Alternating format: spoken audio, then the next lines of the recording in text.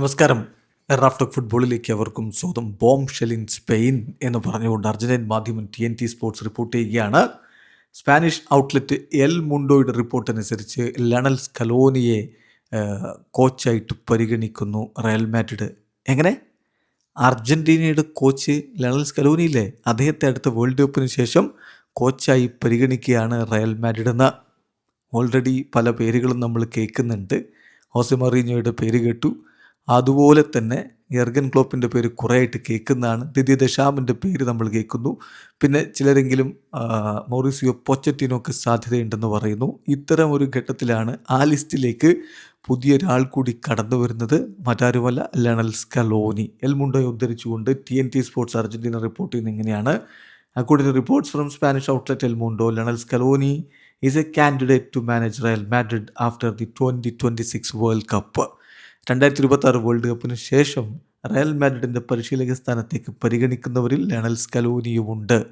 അറിയാമല്ലോ, ഈ world cup കഴിഞ്ഞാലാണ് പിന്നെ അടുത്ത സീസണിലേക്ക് പോവുക. അപ്പോഴാണ് പുതിയ കോച്ചിനെ റയൽ മാഡ്രിഡ് വെക്കുക. അപ്പോൾ ആ ഘട്ടത്തിലേക്കാണ് വേൾഡ് കപ്പിന് ശേഷം സ്കലോനിയെ കൂടി പരിഗണിക്കുന്നത്. നിലവിൽ അദ്ദേഹത്തിന് അർജൻറ്റീനയുമായിട്ട് കോൺട്രാക്റ്റ് ഉള്ളത് അടുത്ത വേൾഡ് കപ്പ് വരെ മാത്രമാണ്. റയൽ മാഡ്രിഡ് ഇപ്പോൾ അദ്ദേഹത്തെ ഷോർട്ട് ലിസ്റ്റ് ചെയ്തിരിക്കുന്നു. Didier Deschamps, Zinedine Zidane, Jose Mourinho, Jurgen Klopp, Mauricio Pochettino എന്നിവർക്കൊപ്പം എന്നുകൂടി TNT സ്പോർട്സിൻ്റെ റിപ്പോർട്ടിൽ പറയുന്നു. ഇതിൽ നമുക്കറിയാം, സെനദിൻ സിദാൻ ഫ്ലോറന്റീനോ പെരസിന് വലിയ താല്പര്യമുണ്ട് അദ്ദേഹത്തെ തിരികെ കൊണ്ടുവരാൻ. പക്ഷേ അദ്ദേഹം ഫ്രാൻസുമായിട്ട് ഡീലിൽ എത്തിക്കഴിഞ്ഞു. വേൾഡ് കപ്പിന് ശേഷം ദശാംസ് അവിടെ നിന്ന് പടിയിറങ്ങും. അപ്പോൾ സിദാൻ ആ കോച്ച് സ്ഥാനം ഏറ്റെടുക്കും.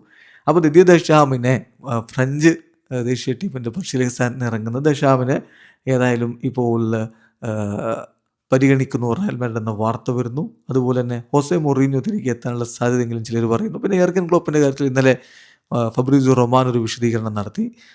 നല്ല താല്പര്യമുണ്ട് ഇപ്പോഴും റയൽ മാഡ്രിഡിന്, പക്ഷേ ഫസ്റ്റ് മൂവ് നടത്തേണ്ടത് യർഗൻ ക്ലോപ്പാണ്. ആ ഫസ്റ്റ് മൂവ് എന്ന് പറഞ്ഞാൽ അദ്ദേഹം നിലവിൽ സജീവമായിട്ട് പരിശീലക സ്ഥാനത്തല്ല ഉള്ളത്, മറ്റൊരു റോളിലാണ്. അപ്പോൾ തനിക്ക് കോച്ചായി വീണ്ടും ജോലിയിലേക്ക് എത്തണം എന്നുള്ളൊരു ഇൻറ്റൻഷൻ പ്രകടിപ്പിക്കണം ക്ലോപ്പ്. അതിനുശേഷം മാത്രമാണ് ഒരു കോൺടാക്റ്റിലേക്ക് റയൽ മാഡ്രിഡ് പോവുകയുള്ളൂ എന്നാണ് ഫബ്രീസിയോ പറഞ്ഞത്. ഏതായാലും ഇപ്പോൾ സ്കലോനി കൂടി രംഗത്തേക്ക് വരുന്നു. കാത്തിരുന്ന് കാണാം എന്ത് സംഭവിക്കുമെന്നറിയാൻ വേണ്ടി. വീഡിയോ അവസാനിക്കുന്ന ഫുട്ബോൾ ലോകത്ത് കൂടുതൽ വിശേഷങ്ങളുമായി റാഫ്റ്റോക്സിൽ എത്താം.